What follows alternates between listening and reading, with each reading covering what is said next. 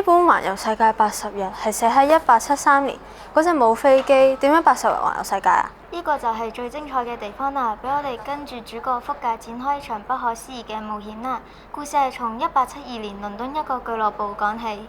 佢好似係一位英國紳士。冇錯啊！佢同牌友打到2萬英鎊，堅信憑住當時嘅交通就可以喺80日環遊世界。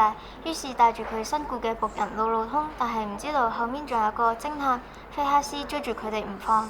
點解要追佢啊？其實係誤會啊！菲克斯以為福格係銀行嘅搶匪，所以成個旅程都阻住佢哋。吓，咁簡直係雪上加霜喎！考驗先啱啱開始，喺印度佢哋騎大象穿越叢林嘅時候，偶然遇見被逼殉葬嘅貴族女子艾俄達。殉葬咁殘忍嘅？係啊，真係好殘忍啊！不如我哋行去其他地方繼續聽啊！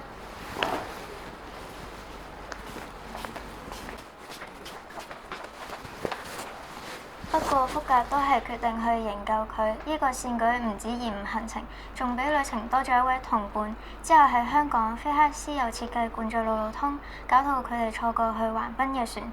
之後喺日本朱伏二人喺馬戲團意外重逢，橫跨美國嘅時候，仲俾印第安人襲擊，路路通差啲俾人捉走。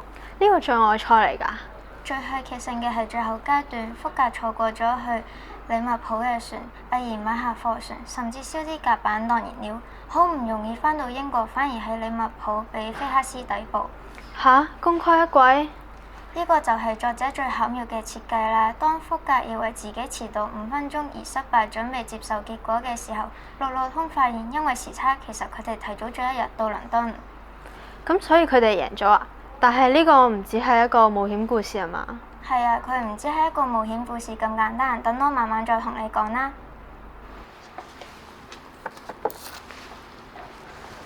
係啊，呢個唔止係冒險故事咁簡單，佢仲同我哋講咗第一誠信，福格即使以為失敗，依然坦然面對；第二堅毅，佢總係可以喺絕境尋找解決方案；第三科技與人，作者透過呢個故事探索人類如何駕馭科技而不被其奴役。